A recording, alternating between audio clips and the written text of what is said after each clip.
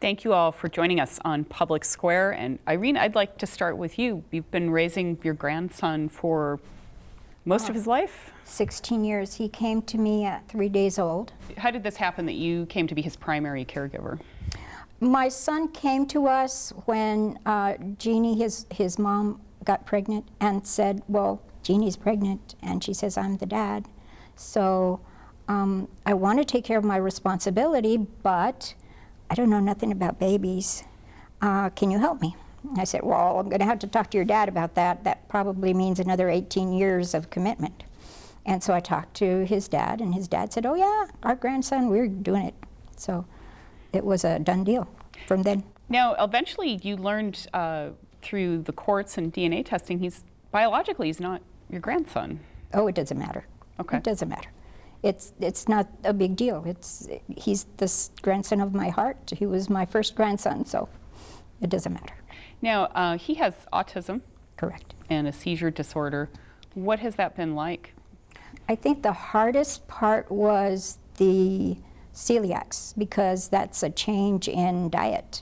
I knew he had autism, but it wasn't recognized until he was 8 or 9 years old. So some of the supports that would have been in place if he had been diagnosed earlier weren't there. Now, your husband has died. You're a widow, and probably don't have a ton of money right now to meet a special diet, to meet special needs. Right now, I'm on widow's benefits. My grandson, because he's disabled, has his own SSI benefits, but that is just not enough to try and figure out. And now, because of the seizures, we're trying to get on a ketogenic diet, which is even more challenging than just the celiacs. So it's just really hard to make ends meet, and it just seems like there is just not enough support. I don't qualify for food stamps. How much do you make a month, can I ask? At about $1,600, but $550 goes to rent, and there's gas, there's all kinds of other things, and I'd say of my budget, most of it is for food for my grandson, because it's just really difficult to find the things that we need. Betsy, can I turn to you for a minute? You've also raised your grandchildren, you're in the process of it. Yes, I'm 73. My husband and I are raising 2 grandchildren. And my youngest daughter became mentally ill. Now, mental illness is a brain chemistry disorder. It's not a character defect, it's a brain chemistry change. And so she became less and less able to take care of her children predictably. She also became physically ill, and the medication that she was on compounded the medication she was on for her mental illness. And unbeknownst to her, both of those depressed her respiration. One night she went to sleep and she did not wake up in the morning. Consequently, we have both children that we're raising. And now we've had them for 4 years, and you know, we really stress consistency and predictability, because these children have already been through a lot of trauma, and they're not as flexible as children who have a very smooth upbringing. So we're really thrilled to say that this past summer, we feel like maybe they have begun to experience a baseline of security, and we're beginning to see them grow in ways that we've been hoping they'd be able to grow in. What about your own health? Well, it's taken a toll, I will say. When I first began helping with the children in a big way, I ended up very asthmatic. I was actually on oxygen 24/7. So there've been a progression of chronic things that you just take care of. And I've really emphasized meditation in my life as a way of centering and not getting into the chaotic crisis that you could get into over some issues. Have you had to ever sacrifice your medicines for? You know, raising your I've been very grandchildren? fortunate that our children, our grandchildren, are covered by Medicaid. It has been a huge blessing that their medical needs have been taken care of. So we haven't had to face that. But I know a number of grandparents in our support group who have had to make very serious choices because they have accepted their grandchildren from families who are addicted to meth. And when they get their baby, the baby has already been exposed to meth in the home. They have sores all over their skin. They cannot usually use the high starch foods that come in gift food baskets. From food pantries. From food pantries, they need fresh foods to nurture these children because they have digestive upsets. For years, they will have digestive upsets. And frequently also severe asthma from the addictions until they get to a stable point. So yes, very many grandparents face the challenge that Irene has talked about with foods. Sam, I want to ask you, you and your wife very suddenly were charged with raising your grandchild. Yeah, it was like overnight. Tell me what happened. Well, you know, there was domestic abuse, you know, and we ended up taking care of our granddaughter, and we took care of her for 9 months. They went to counseling, and eventually, after 9 months, they took Samantha back with them. Mm-hmm. But during that time, I was involved with Las Cumbres, and I saw a lot of people like in here, and it worried me. You know, it worried me. The older people. I remember one day I took Samantha to urgent care, and a couple walked in. They were like in their 70s, and they had 3 kids. One that was still a baby, and I didn't realize that all this was happening in northern New Mexico. At first, I thought, you know, I was kind of embarrassed, and I didn't realize that so many people were doing it. And in talking with other people, it was, what I was going through was nothing to what some of the people were going through. You were embarrassed because you thought, oh, my child wasn't able to raise her child. Well, I came from a very stable family when I grew up, and my expectation was that my kids would be the same. You were in your mid-50s? Mid-50s. What was that like getting a toddler? At 2 o'clock in the morning, it's very rough, especially if your bedroom's upstairs. So my wife would get up and she'd change her. I'd walk down and go get the bottle, and it was a team effort. I tell you, I work a lot of overtime. I had to shut all that down. My wife would take her to daycare in the mornings because we both worked, and I would leave and I'd pick her up, and it was the best time. You know, it was hard, but we still laugh at some of the things that she did. You know, we saw her take her first step, say her first words, and it was good, but it was hard. Yeah.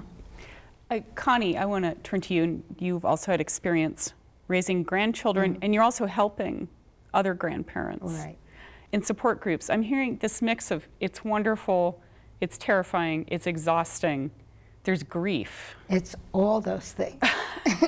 Talk about that. And isolation. Ah. Well, when you become a grandparent raising a grandchild, like Sam said, first of all, you're embarrassed because you feel that you failed as a parent because your child cannot be a parent to their child. And then there's the isolation. My husband and I, we had a great life.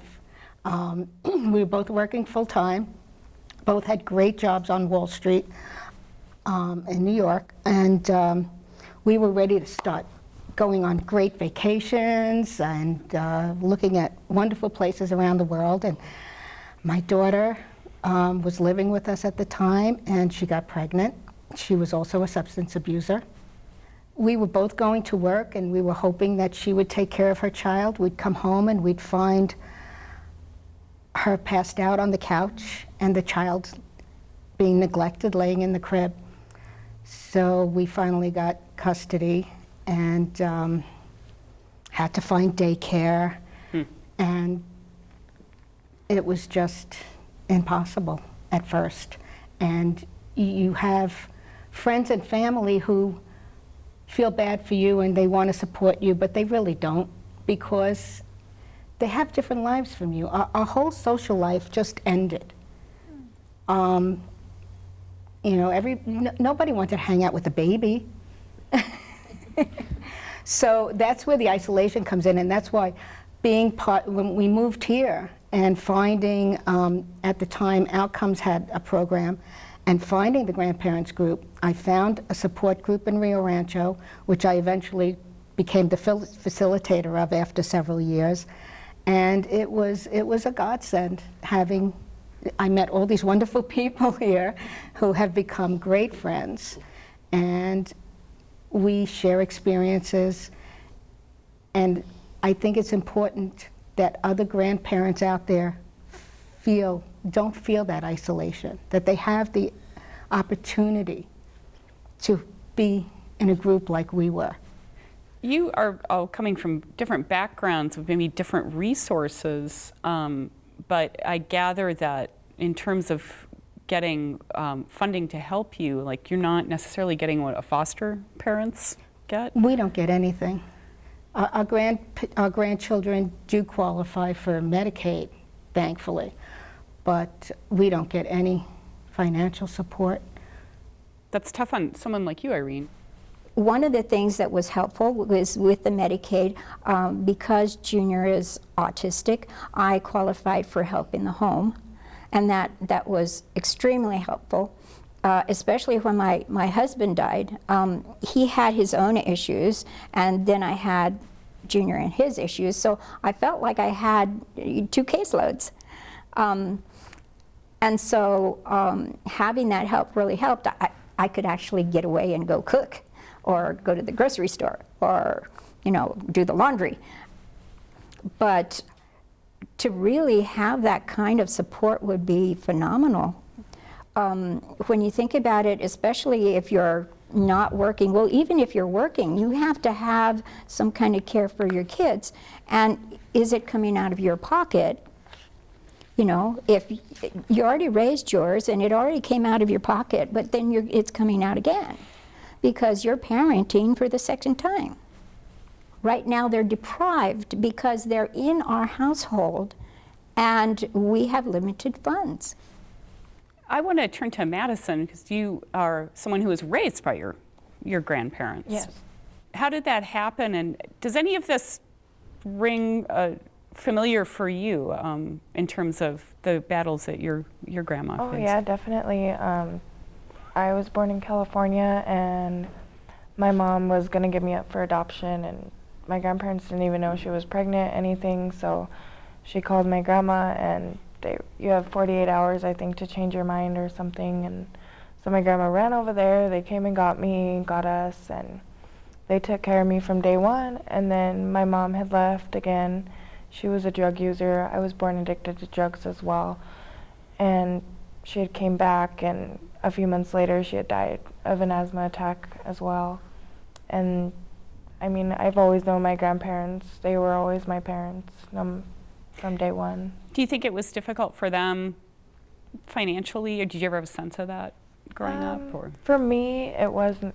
We weren't. They had owned their own business and stuff, so they were fine. But now they're living off Social Security and raising 2 more kids, so I imagine that's got to be tough. They're raising another set of grandkids. So, and they don't have the money like they did when they were raising me, so it's got to be really rough. This is your auntie's kids? Yeah, she had passed away 2 years ago from lung cancer, so losing 2 daughters, and then I just can't imagine what she goes through. That's a lot of grief. Yeah. And then she hasn't really let herself grieve either, so she's not completely over it either. Do you still see them? Do you help them out? Oh yeah, they live on the same street as me. We're very close, yeah, so I try to help as much as I can. Alicia, this is a lot to take on for people. What Connie said is so valuable, that they feel isolated and that they don't have the support that they need from their community. The support groups that are happening, there's really just one now in the South Valley that's happening. it's huge for these grandparents, but there's not enough awareness of the support group, and there aren't enough to meet the need. Well, and I'm struck by the fact that you're raising your grandchildren and you're all volunteering to run these support groups. Right. Yeah, that's a huge piece as well, that there's been this core group that's really supported the support system for the grandparents. And they are generally grandparents themselves. And they are tired, and they need some support. And we need to see this continue beyond these amazing pillars. We need some continued support for this population. How are you all funding that effort? Well, there is no funding. Okay. There is absolutely no funding here in Bernalillo County. What would more support look like? A bigger support group base, some ongoing education and resources for these grandparents, some sort of hub where if a grandparent like Sam in the middle of the night gets that call, there's this baby that needs you, that next morning at 8 a.m., there's a number that that grandparent can call and get connection to every resource they're going to need, from food to legal to child care support, everything. Even some counseling services to address the grief and trauma that is inevitable. Some of the things that we need are like back to school, just before school, because, you know, that's a huge expense. We have to get school supplies together. Things around the holidays, things around during the summer, because summertime is when we get most exhausted because there's no school. And we've got to figure out, okay, we have to have a schedule of what are we going to do, because they're not just loose cannons. We can't have them out there in the community just doing whatever, because like I said, they came from trauma. They came from a different environment. We can't just throw them out with all the rest of the kids because they don't have fellow feelings about what's it like being raised by your grandparents. You're already set aside because you already know the person that picks her up is really gray in the hair, long in the tooth. And so we have to recognize that sort of separates our kids, because the other kids know, well, you know, that's not her mom. Can't possibly be her mom. But I mean, all these different things. I know when Outcomes was out there, sometimes for about maybe 2 or 3 years, I was the only one going. But I really needed that support. I really needed somewhere to unload all the stuff that was going on. So I didn't unload it on my grandson or my husband or, you know, whoever was handy. So you need that. You need to, and it's nice to have somebody who knows what the issues are so that they can, you know, sort of walk you through those things. And that's why I kept that support group going, because I knew that was something that had to be done. So when Outcomes stopped, I continued. And I agree, you know, that we do need to spread this and you know, bring in more grandparents who may not have or really don't have the resources. But a lot of times, you know, we've heard grandparents say, well, I don't have time for myself. I can't come to a support group. And, you know, but I know I need it. But, you know, I'm taking someone to soccer practice, and I'm taking this other one to a medical appointment, and I'm, you know, doing all these different things. And, you know, we've had grandmothers who have 2 and 3 children that they're taking care of, and all of them have their own issues and have their own needs. And so these grandparents do give up kind of themselves for that. You got funding from Con Alma Yes, we did. Foundations. That's private funding to do this program. You don't have state funding or resources, or We don't. okay. Con Alma has been a great supporter. They were targeting the needs of elders, and they discovered that grandparents raising grandchildren was a big piece of what's going on in our elder community, and so they've been great What about supporters. when it's possible? In Sam's case, the family was reunited. Is that something that's part of the solution here? I know it's not always possible, obviously. It's something we really work towards. It's one of the things that's nice about being within an agency that offers support services, parenting classes, behavioral health and mental health programs for families that have experienced trauma, grief, and loss. And so there are a lot of supports that we can offer. We have a therapeutic preschool for the children. So we can offer a lot of supports to parents who want to step back into the role. And we really support both grandparents and the parents to work together for the sake of their children. I mean, Los Cumbres is, I wish they had an Albuquerque office because we have been knocking on doors to several agencies after we lost, after Outcomes lost their funding, trying to find somebody who will sponsor. And we can't get new grandparents in because we don't have money for childcare. They'll come to the support group and they'll need a babysitter. So that And see, that's the only reason mine continued is because I have a great support in one of the caregivers, and she comes. She's also part of Civitan. She helps hooks us up with the backpacks, but that's only because she's the person that she is.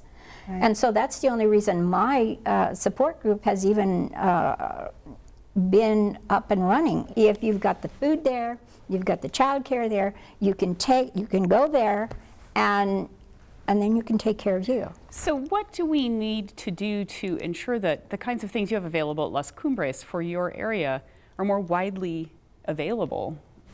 We need to have something in somewhere so someone can help us. Statewide initiatives. Yes, we need really something statewide.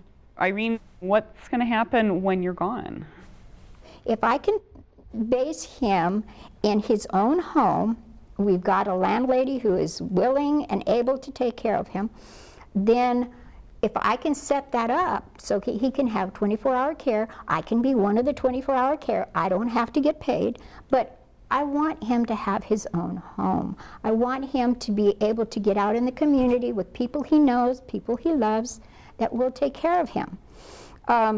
When you go to a group home, this is paid personnel, and I know my caregivers are paid, but I'd say out of the 4 or 5 that I have, 3 of them have said, if something happens to you, he can come to my house. That's the kind of caregivers I want for my grandson when I'm gone. Well, Madison, I know you're on your own now, but you have your grandparents, but eventually they won't be there. I mean, what's that like to know that as you're going on your adult life, you're kind of on your own in some ways? It's hard to know that they won't be there someday. I mean, I count on them for everything. Just I see them every day. I talk to them every day.